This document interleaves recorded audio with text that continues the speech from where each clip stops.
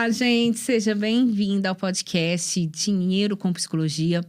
Eu sou Luciana Cardoso, a host desse podcast. Estou aqui hoje com Jane Teodoro, que eu tenho o maior carinho, o maior amor do mundo e tenho a alegria de chamar de terapeuta, de psicóloga. Jane, seja muito bem-vinda. Obrigada por você ter aceito o convite de estar aqui, né? Tirar um pouquinho do seu tempo para a gente poder falar de dinheiro, poder falar de psicologia, poder falar de psicologia enquanto profissão, enquanto negócio. Seja muito, muito, muito bem-vinda, né? Queria que você se apresentasse aí pro pessoal. Quero te agradecer, Luciana, pelo convite, viu? É sempre um prazer aqui estar fazendo trocas aí com você. Eu sou Jane, sou psicóloga, sou terapeuta de família e também supervisora, né? E eu tenho um curso de formação em terapia familiar sistêmica. Trabalho também, né, com pessoas enlutadas, né, que é um foco também que está trazendo, né, que está vindo muita gente, por conta também desse olhar que eu trago sobre a questão dos enlutados. Gente, esse podcast ele tem como objetivo falar da psicologia enquanto profissão, tá, Jane? Eu sou uma defensora que dá para ganhar dinheiro com psicologia, que a gente pode viver uma vida fora da área da sobrevivência, que a gente pode ser feliz com a nossa profissão. Então, aqui a gente vai falar um pouquinho da construção da Jane enquanto profissão e vamos falar da psicologia. É psicologia do luto que chama? Ou é psicologia do enlutado? Como é que chama? A gente fala de terapia do luto. Terapia do luto, tá. Então, vamos falar de terapia do luto. Mas primeiro eu queria falar um pouquinho da construção da Jane enquanto psicóloga. Porque eu falo muito que as pessoas saem da faculdade e não têm noção do tamanho que elas vão se tornar. Você tem consciência do tamanho que você já se tornou, Jane? Você tem noção que as pessoas falam, vai fazer a formação? Jane Teodoro. Vai fazer formações sistêmicas? Jane Teodoro. Você já tem essa consciência? Essa consciência toda, não. Mas alguma coisa aparece, né, pra gente, né? Eu acho que a construção, né, da Jane como profissional, acho que começou com 12 anos de idade, né? Quando apareceu ali pra mim a vontade de fazer terapia.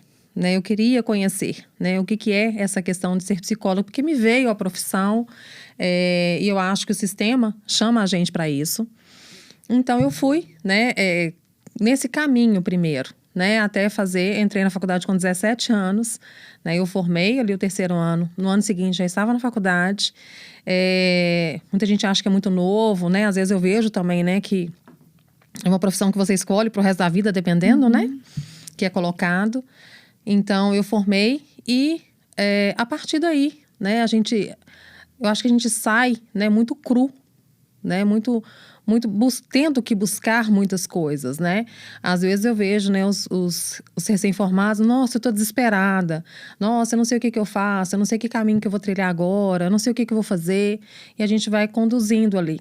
Então, eu tive excelentes pessoas próximas a mim, né, que me ajudaram também a trilhar um caminho. Né, eu tenho uma gratidão enorme pela Jaqueline, que foi a primeira pessoa, né, que trouxe ali para mim um entendimento, né, do ser psicóloga, do olhar para a pessoa, né, do terapeuta, e fazer formação, e buscar estudo, né, e até hoje, né, se a gente for pensar, né, o tanto que a gente precisa estudar, atualizar, ver um outro jeito, né, então é uma construção, eu acho que ainda estou em processo, né, eu acho que não tem como falar que um psicólogo está pronto. Né? Eu acho que a gente está em construção sempre com o intuito de melhorar, de crescer, de evoluir. Tem uma passagem do livro da Valéria Meirelles, que é um livro que fala de psicologia clínica e de dinheiro, que ela fala que a psicologia é a profissão que mais investe em estudos. Isso, é. E às vezes as pessoas falam comigo, mas vocês gostam de estudar? É mesmo, né? Então, é um constante estudar. Mas como você se tornou supervisora? Antes da gente entrar na terapia do luto, como você se tornou? Porque é um passo, e é um passo de coragem. Como que você se tornou supervisora? É engraçado, né? Eu fazia supervisão, né? Eu tinha um grupo. E um dia uma pessoa me procurou. Ela era recém-formada e ela tinha procurado uma profissional. E essa profissional me indicou para ser supervisora. Eu falei assim, eu ser supervisora? Eu falei assim, Jane, você é ótima ali nos seus casos, você traz o seu caso, você traz a resposta, você já está bem entrosada ali, você já está conseguindo pensar de forma sistêmica, então você já está tranquila para ser supervisora. Então, essa pessoa me deu passagem, né, para ser supervisora. E no início, assim, né, a gente fica um pouco apreensiva, porque eu não gosto muito da questão da palavra supervisão, sabe? O que parece que eu estou num nível acima e não é, né? Quando eu faço o grupo de supervisão, eu quero que todas as pessoas que estão ali falem, né? Se a Luciana falou, eu quero que o José e a Maria também falem a respeito do caso da Luciana, né? Eu estou ali como para conduzir. Mas todos têm a possibilidade de ter a visão que é sistêmica, né? Então foi surgindo, né? No início é difícil, né? Você fica meio apreensiva, né? Não tem como. Mas depois vai desembolando, né? E a coisa vai ficando mais natural. Porque a gente, como constantemente a gente está pensando sistemicamente, então na supervisão é colocar para fora.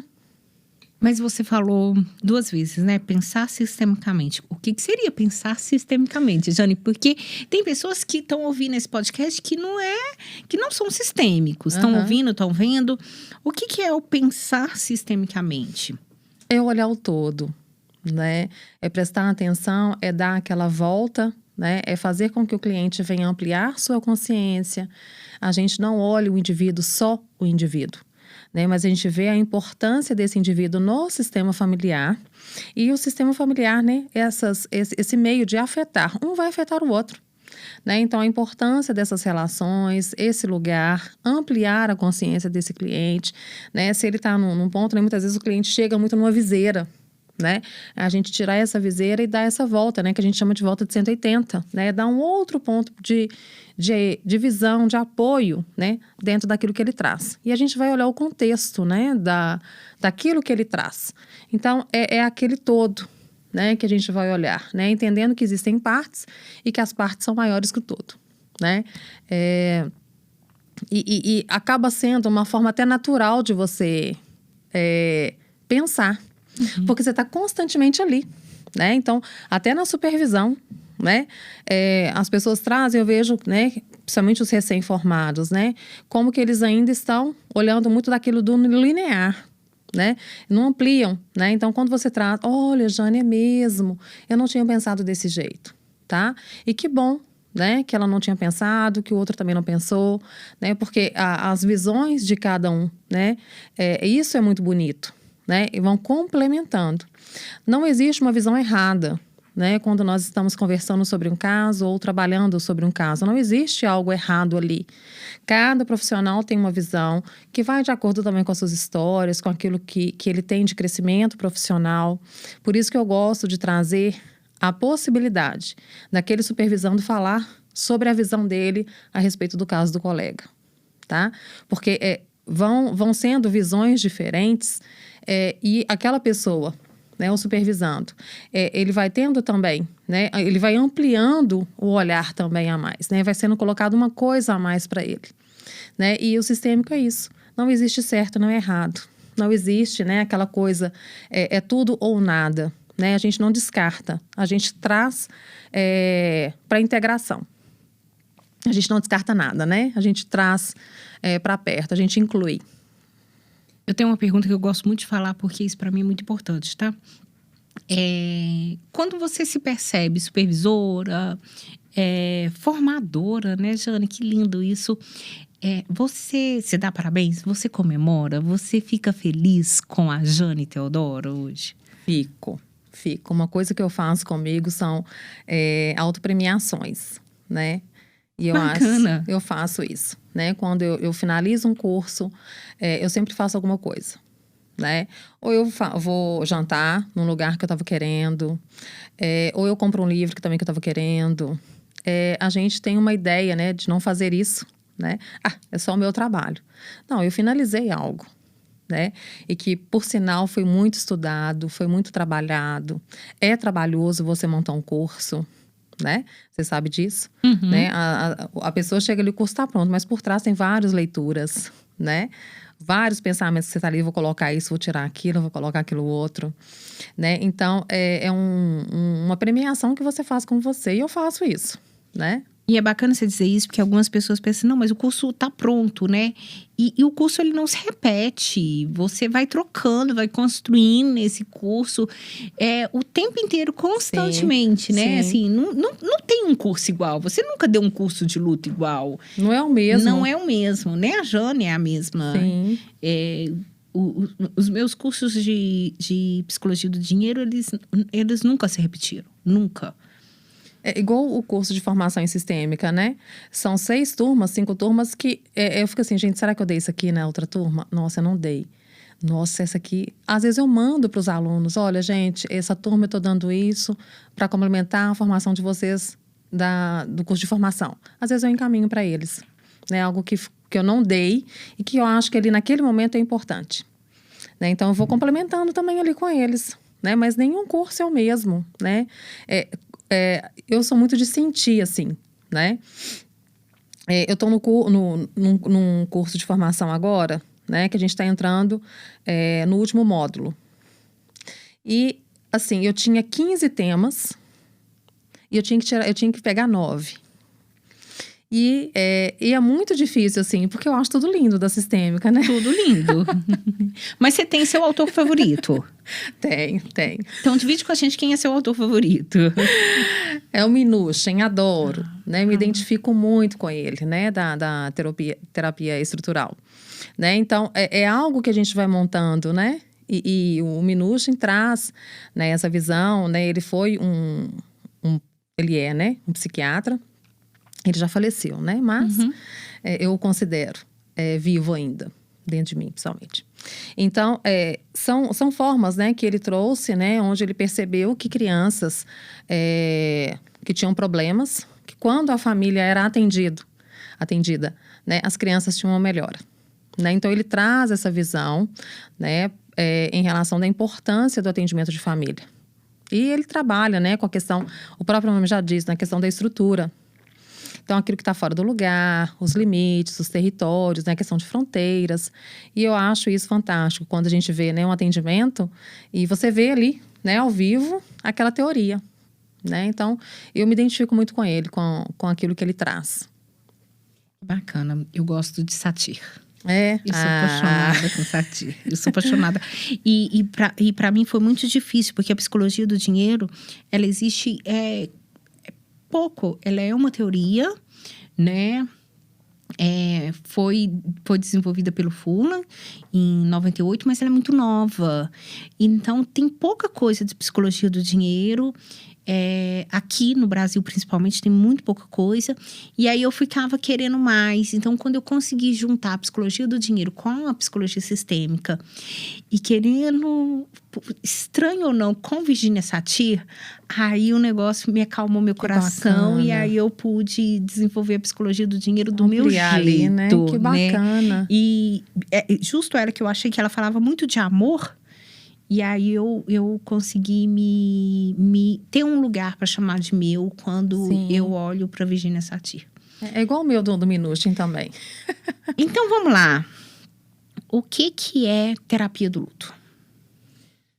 Luciana, a terapia do luto já diz que é o atendimento para as pessoas que tiveram perdas, né? Então, é um lugar direcionado para a fala da dor de quem perdeu alguém querido. Né? Então, é um espaço de fala. É lógico, né, que a gente faz algumas intervenções, a gente vai fazendo perguntas, mas ali a prioridade é do enlutado falar. Né? Quando a pessoa está na dor, aquilo que vai fazer com que isso venha a ser curado é através da fala. Né? Por isso a importância desse falar. Então, a terapia do luto, a gente trabalha ali, né, a questão daquela dor, como foi, a relação, o vínculo, o grau de parentesco, né? Nós vamos montando ali, né? Eu monto o genograma, claro, ali na minha cabeça, né? Trabalhando ali aquele genograma. Não tem necessariamente na terapia do luto fazer o genograma com o enlutado, não é o momento para isso. Tem um número de sessões, né? A gente tem um número quando a gente vai prestando atenção naquela vinculação, né? Então, uma mãe que perde um filho tem um número de sessões maior, né? Ali é uma morte difícil, dependendo do tipo de morte, né? Torna a ser também um luto difícil. tá? A dor que, segundo falam, né, a mãe que perde um filho é a dor maior que se tem. Então, é uma terapia também maior, um tempo maior, um número maior de sessões, tá? Às vezes, é uma sessão só. Tem gente que vem e naquele espaço, tá? Às vezes ela vem para tirar uma dúvida, às vezes ela vem para falar, a gente vai falar de desabafar, tá? Mas é um movimento dela, e às vezes ali naquele momento, tá? Ela precisava falar aquilo com alguém que não a julgasse. Porque muitos chegam e falam assim, olha, eu tô procurando porque tem gente que tá falando que eu tô doida. Tem gente que acha que eu estou chorando demais, que está passando do tempo. Então, tem todo um contexto também a respeito da morte. De quem é essa pessoa, tá? Histórias de suicídio. Muito tempo também a gente vai ficar ali com aquele cliente, né? Com aquele enlutado. Então, é o tempo dele, é no momento dele. Eu acho que é ter uma sensibilidade também, né? Quando o cliente quando o enlutado vem e fala sobre a sua dor, né? É o tempo dele, do momento dele, né? Nós estamos ali não para criticar ou para julgar ou achar, nossa, até hoje você está chorando, tá? Tem toda uma história dentro dessa pessoa e é o tempo dela, né? Se ela está chorando há 6 meses, se ela está chorando há 1 ano, é o tempo dela, tá? Hoje a gente não usa mais, né? Diversos profissionais até questionam sobre a questão das 5 fases, né? Daquela da negação e tal, até na aceitação. A gente não usa muito isso, tá? Profissionais, nós vamos olhar a história do cliente, tá? Se o cliente está na depressão, e aí, o que eu vou fazer? A gente não precisa disso, tá? Então, aquele momento, é o olhar ali atento, sensível a essa pessoa. Tá? A gente não vai... ela está na fase da barganha, ela está na fase da depressão. Não, não tem fase. Luto não tem fase. Luto tem dor, tem saudade, tem história, tem memória, né? Então, é esse tempo que a gente coloca também, né, para ele. E a gente vai sentindo, né, quando o cliente tá percebendo, né? Igual amanhã. Amanhã é o Dia dos Pais, né? Se a gente for pensar, né? Dia 15 de agosto. 14, desculpa. Né? Então, o Domingo dos Pais é um fator desencadeante para muita gente chorar. Pessoas que perderam pais. Né? Então, datas importantes, movimentos sociais são fatores desencadeantes, né? O famoso gatilho, né? Que se usa popularmente, né? Para trazer a dor ali naquele momento. E tem pessoas que vão procurar, né? Jane, hoje está difícil, hoje é Dia dos Pais. Jane, hoje é Dia das Mães. Jane, hoje completa 2 anos que fulano morreu. Tem isso, tá? E é um momento de acolher e de reconhecer a dor daquela pessoa. Eu acho que a dor, ela precisa muito ser respeitada, sabe? Você foi falando do Dia dos Pais, e eu lembrei aqui do Dia das Mães das Tentantes, sabe? Porque eu fui uma mãe tentante durante um tempo. Então, passava o Dia das Mães e aquilo era tão difícil, tão doído, né? Até que, nossa, glória a Deus, eu cheguei no meu bendito Dia das Mães. E aí, depois disso, eu comecei a desejar feliz Dia das Mães para as tentantes. E as pessoas se sentiram tão acolhidas Sim. com isso, sabe? Com esse movimento. Quanto a dor... ela é individual, né? E é só de quem sente, né? Se eu tô chorando demais, se eu tô chorando de menos. Como isso é no meu mundo interno, né? Sim. E até é um luto, muitas vezes, tá? As tentantes, que às vezes elas não conseguem, né? Ter filhos, né? É um luto também ali. Né? É um luto de uma possibilidade de não gerar, né? Que são várias situações que estão envolvidas ali com ela. E que precisa ser reconhecido. Né? Então, quando você dá um Feliz Dia das Mães, quando você olha, né, e sabe que tem uma dor ali, né, elas se sentem acolhidas. Né? Elas não se sentem, ninguém está percebendo. Não, tem alguém percebendo, sim. E como você chegou na terapia do luto, Jane? Como que foi essa construção? Você sonhava em ser terapeuta do luto? Dessa forma, não. Mas era um assunto que me chamava atenção, porque morte existe. Então, no consultório ia aparecer pessoas enlutadas. Então, eu gostava de estudar sobre isso. Mas não imaginei que seria da forma como eu trabalho hoje. Eu perdi meu pai. Então, a partir desse momento, eu fui prestando atenção muito em mim e como eu era recebida pela minha dor. E eu via insensibilidade, eu via isso é bobeira, isso é falta de fé. Né? Até hoje você está pensando nele? Até hoje eu penso nele. Né? Ele faz parte. Né? Então, a partir da minha própria dor, eu fui buscando também compreender. Né? Li vários livros, fiz várias coisas, procurei pessoas de referência. Sou apaixonada com a Sara Carneiro, que foi assim, a pessoa que trouxe, né, dentro da minha visão, a pessoa mais sensível para a terapia do luto. Né? Então, eu tenho uma admiração muito grande por ela e que me ensinou muito a trabalhar com sensibilidade, com a humanização, a reconhecer que a dor ela vai existir sempre, só que em situações e em lugares diferentes. Né? Então, não existe a questão de que o luto termina. Ele não termina. Né? Então, esse olhar aí foi me ajudando também a entender a dor daquela pessoa. Né? Porque eu precisei também entender a minha. Uhum. E o meu pai, ele ganhou um lugar diferente. Né? Ele tinha um lugar, claro, de honra, mas depois da morte dele, ele ganhou um outro lugar na minha história. Né? Eu percebia que eu não fazia muitas coisas porque meu pai não estava me vendo. Né? Então, eu deixei de fazer algumas coisas porque meu pai não estaria ali. Né? Então, ele foi ganhando um novo olhar, né? Eu fui ressignificando esse pai, né? Eu fui entendendo esse lugar, ainda mais essa grandeza dele. Né? Então, isso me fez procurar e ver, né? E colocar para fora, tá? Essa vivência do meu próprio luto. Né? Amanhã, Dia dos Pais, né? Então, vou ter sim uma lembrança dele. Não faço ritual, né? Não sou de acender vela, não faço comida preferida, não pego objetos dele, mas a lembrança vai existir. Né?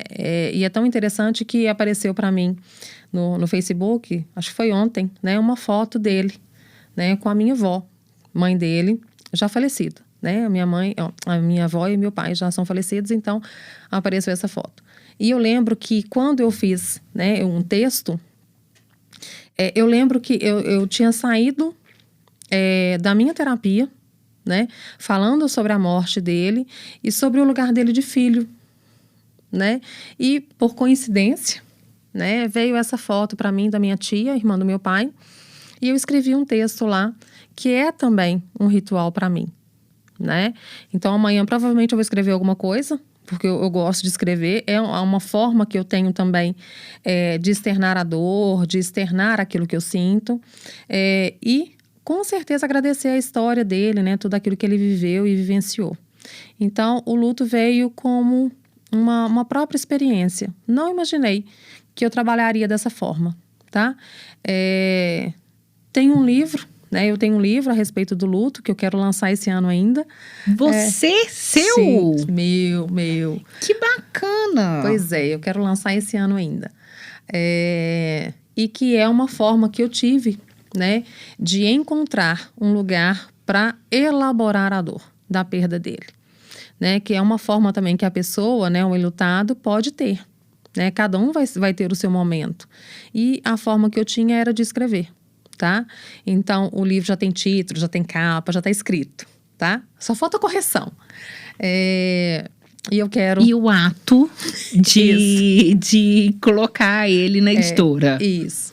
Então, o livro é terapia, né? É um processo terapêutico. Né? Então, e eu quero fazer, né, esse lugar um lugar de muito amor, porque o luto é a expressão do amor. Só existe luto porque teve um amor ali daquela relação, né, que se perde, e é angustiante você imaginar que você não vai ter mais aquele abraço, você não vai ter mais aquela voz. E um dos grandes medos dos enlutados é você perder a fisionomia, né, você perder como que era a voz daquela pessoa. tá? Então, isso é angustiante, né? Então, às vezes, tem pessoas que buscam áudios de amigos, né? Para não perder a voz, né? Então, colocam fotografias para não perder a visão, né? A imagem daquela pessoa. Então, são coisas que a gente vai trabalhando, né? Que a gente vai vivenciando e vai trazendo esse lugar mais humanizado. Bacana, essa da fotografia eu nunca imaginei, mas eu também nunca vivi um luto muito próximo. Meus avós são falecidos, mas a gente tem um distanciamento, assim. Eu tenho um carinho muito grande por uma das minhas avós, mas a gente tem eu sempre fui sozinha na vida, meio que uma andarilha mesmo. Então, eu nunca vivi um luto em alguém muito próximo de mim.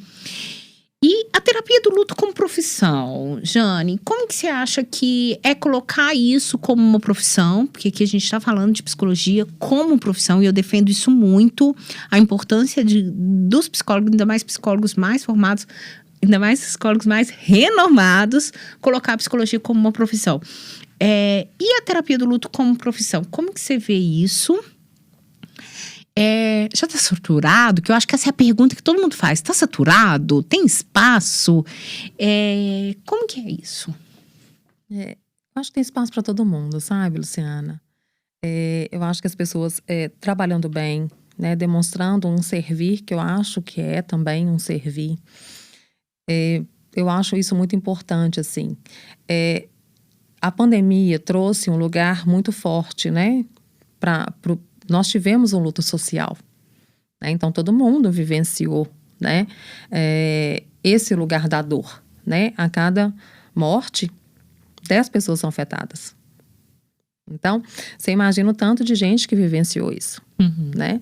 Talvez você não perdeu alguém pelo Covid, mas você perdeu um pai da amiga que morreu, né? Então, de uma certa forma, nós fomos afetados. No ano da pandemia, foi um boom, assim, para trabalhar enlutado, né? E eu tive que me policiar, né? Para não estressar. Porque as pessoas falam, não, a Jane trabalha com luto, a Jane trabalha com luto. Então, vieram várias pessoas enlutadas. E isso traz, né, um lugar também, né, que eu vejo de muita batalha, de muita dor, de muito estudo. Mas como eu vejo, né, e faço com que esse processo, por mais difícil que seja leve, tá? Quando a pessoa sai de um atendimento, mesmo que tenha a mãe que perdeu o filho, eu sinto que ali, naquele momento, ela tá mais leve. Ela vai com a dor dela, que é a coisa maior que hoje tem, tá? Mas aquele momento ali eu faço com que seja importante para ela. Então, sempre vai ter enlutado, sempre. Porque a morte, ela é real e ela tá aqui a qualquer momento, tá?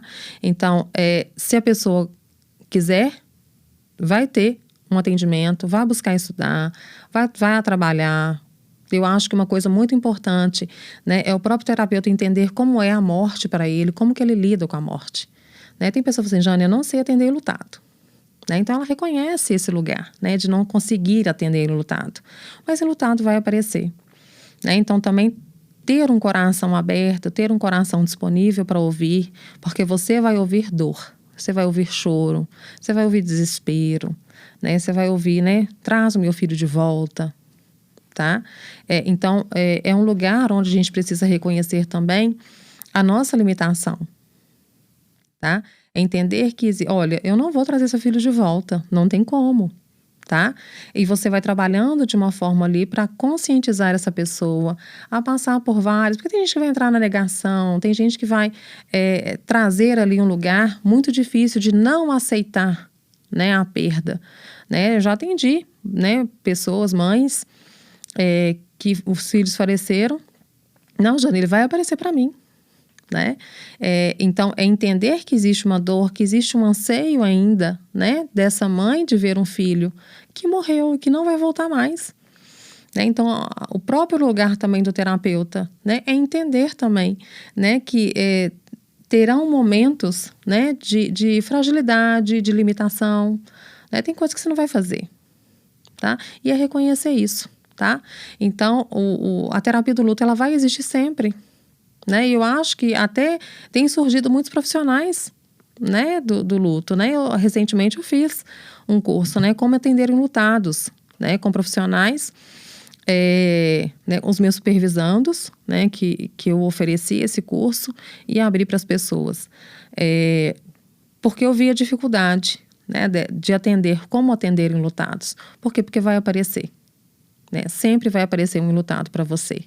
Então, vamos atender da melhor maneira, trazendo um acolhimento, trazendo uma vivência boa para essa pessoa, uma técnica que venha a ser condizente com a perda que ela tem, porque não é qualquer técnica que você vai aplicar em qualquer pessoa, né? Então, você tem que ter a sensibilidade também de qual técnica que você vai aplicar ali, né? Vai trazer ali para aquela pessoa como vivência terapêutica. Você falou da pandemia, e eu já tive a oportunidade de falar isso outras vezes, mas eu acho que vale a pena a gente falar isso. Na pandemia também eu tive uma procura muito grande de clientes por conta do luto, porque a forma como a gente lida com o dinheiro tem muito a ver com a forma como a gente recebe o dinheiro. Então, dependendo da forma como eu recebo o dinheiro, eu uso ele mais fácil. Por exemplo, se eu te der um vale alimentação, você é mais desprendido desse vale alimentação do que do seu salário. Vale alimentação pode. Não, a gente pode comprar esse daqui porque é no VR ou no VA. Pode. Então, a forma como eu recebo o dinheiro, ele é usado de alguma forma. Então, na pandemia, a gente recebe o dinheiro através da morte. Por mais estranho que seja falar isso, nós recebemos o dinheiro através da morte. São as heranças que você chama de presentes, né? E eu recebia clientes que tinham recebido suas heranças através dos seus pais que tinham falecido por conta do Covid, porque eles tinham saído de casa e eles tinham passado o Covid pro pai. Se ele não tivesse saído de casa, talvez o pai ainda estava ali.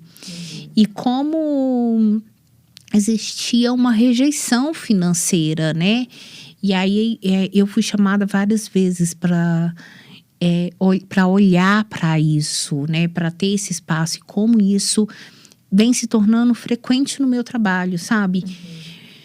Porque é uma herança, é um dinheiro que eu recebo através da morte. E algumas pessoas falam isso. Nossa, o fulano recebeu o dinheiro do pai e perdeu tudo.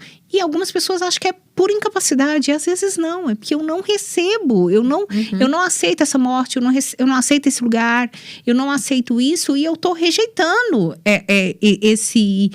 esse presente, vamos dizer assim. Então, em 2000 foi um ano que eu recebi muito esse chamado também. E eu acho isso importante, sabe, Jane? Que os terapeutas que trabalham com luto também olhem para isso. Eu fui a terapeuta que nem perguntava para as pessoas de dinheiro.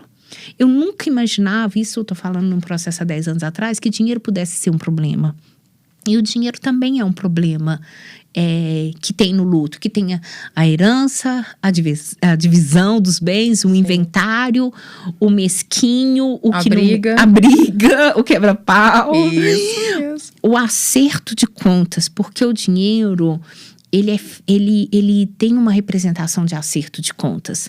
Você ganhou do meu pai a vida inteira e agora que meu pai não tá aqui, é a hora da gente fazer esse acerto. Então, eu já tive a oportunidade de falar isso com você, mas o quanto é importante que as pessoas que trabalham com luto e as pessoas entendam que, às vezes, por exemplo, o fato de eu herdar algo do meu pai e perder isso também diz da minha dor, da minha perda, né? Do eu não aceitar. E como que isso precisa ser resignificado também. A questão financeira também precisa ser olhada. E muitas vezes as pessoas acham que elas não merecem. Não merecem. Né? É um não merecimento, né? Então, recebem aquele dinheiro, né? Eu não sou digna de receber, eu não mereço esse dinheiro. E às vezes não validam, né, todo o esforço desse pai, porque a herança é um presente, né? É um presente que o pai deixou. Essa questão que você falou, né? Que às vezes você vai receber pessoas que você vai ganhar dinheiro por conta disso, né? Da questão da morte de alguém. Isso é uma grande dificuldade das viúvas, tá?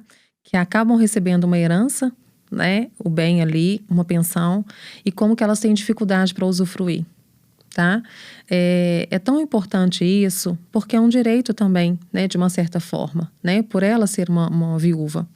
E como que tem essa dificuldade em mexer com o dinheiro, em lidar com o dinheiro, em olhar para o dinheiro, né? Quantas mulheres dependentes ali do marido, de repente ela vai ter que lidar com aquele dinheiro, ela vai ter que pagar conta, né? E às vezes na terapia do luto, você tá ali, você pode estar ajudando essa pessoa, né? Porque ela tem vergonha. Como assim? Eu tenho 40 anos, como que eu não sei lidar com dinheiro? Eu falei assim, gente, tem gente com 80 que não sabe ainda.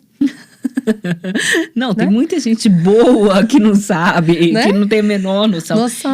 E eu acho que isso daqui é importante para quem tá vendo, para quem tá ouvindo, porque às vezes a gente não acha que a gente pode falar disso, né? Tem muitos livros que falam que sexo, morte, dinheiro são tabus aí, né? E o quanto é necessário falar disso também num processo de luto. Porque às vezes, Jane, eu não tenho coragem de contar que o meu inventário tá dando muito problema. Então, que lugar seguro eu posso falar disso se não for a terapia? Uhum. Né? E a gente tá falando de casos simples, mas assim, eu que estudo isso, um dos primeiros depoimentos que eu recebi era de uma pessoa muito próxima da família dela tinha suicidado porque ele estava devendo demais. Então, a forma que ele tinha de quitar todas as dívidas e dar condição de estudo para a filha era suicidando. Porque aí ela receberia o seguro de vida. Então, ela e a mãe receberiam o seguro de vida, que estaria todas as dívidas estariam as dívidas no banco. A partir do momento que você morre, você quita essas dívidas com o banco, então ela teria o dinheiro do seguro. E como que fica esse resignificar? Como que eu faço uma formação, uma academia através de tanta dor, sabe? Sim. Então, quanto é importante também na terapia Sim. do luto colocar esse tema Sim, lá. É um tema que a gente trabalha, né? Por conta, eu vejo mais, sabe, Luciana, assim, dentro daquilo que eu trabalho, né? Esse lugar de não merecer esse dinheiro, né? É injusto eu receber uma quantia através da morte de alguém. Isso. Mas isso é a realidade, né? E você pode, através desse recebimento, fazer algo bom, em honra àquela pessoa que morreu. Essa semana saiu muito a questão da herdeira que não se sente no direito de herdar a herança de bilhões da avó. E ela vai ficar só com 10%. Tudo bem que 10% são 2 bilhões, né? É dinheiro pra caramba. Mas que aí ela doa esses 20 milhões. E eu questiono muito esse resignificar desse dinheiro, porque eu vivi isso com uma pessoa muito próxima da minha casa, de ter que resignificar com ela as questões financeiras para ela receber a herança dela. Sim. E poder olhar para o dinheiro por uma perspectiva boa, favorável. Uma pergunta básica que eu faço para todas as pessoas que fazem terapia comigo é: para que você quer dinheiro? E a outra é: se você ganhasse muito dinheiro, o que você faria?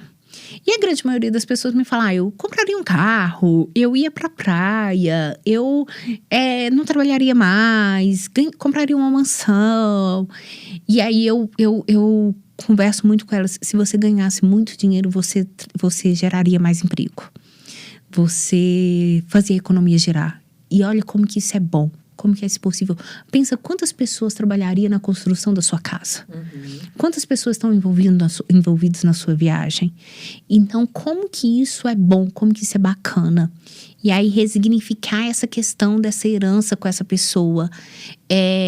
Ela escolhe doar, mas ela sendo uma pessoa capacitada, e como que ela poderia fazer mais bem para a humanidade a partir desse dinheiro, Sim, né? Sim. Como que eu posso resignificar isso através do olhar para o dinheiro como uma coisa boa e não como um vilão da história, né, Jane? E isso é tão possível, né? Eu acho que isso é muito possível, esse ressignificar. E as pessoas, quando elas têm esse lugar, né, de colocar o dinheiro não como um vilão, né? Mas é algo que o dinheiro, ele é uma energia onde ele sente que ele pode ser usufruído, que ele pode ser valorizado, que ele pode fazer troca, né? E isso é importante, né? Porque a pessoa também, ela vai sentindo a leveza de olhar para esse dinheiro. Ter dinheiro não é crime. Não. Né? Então, é trazer também esse lugar do dinheiro para essa pessoa, né? Como que ela vê esse dinheiro. Jane, o tempo passa rápido aqui enquanto a gente está conversando. Chegou a hora da gente encerrar. É claro que muita coisa fica aí para depois, para um segundo encontro. Eu queria te agradecer sua disponibilidade, agradecer sua volta aqui nesse podcast. Muito, muito, muito obrigada. De coração, a sua presença para mim aqui é muito importante. Tem muitos anos que eu queria fazer um podcast e não tinha coragem. Na hora que eu falei, nossa, eu vou montar um podcast, você era uma das primeiras pessoas que tinha que estar aqui. Então, muito gente, obrigada, querida. Obrigada, é um prazer fazer troca com você, receber o seu convite. Obrigada, viu? É sempre bom, né, ter pessoas boas, né, fazendo troca com a gente. Isso é muito rico. Não é coisa mais rica? Como que pode ser mais rico? Não é? Que isso? Bom, gente, ficamos por aqui. Muito obrigada. E nos encontramos no nosso próximo podcast. Ok? Ok, querida. Obrigada, viu? Obrigada.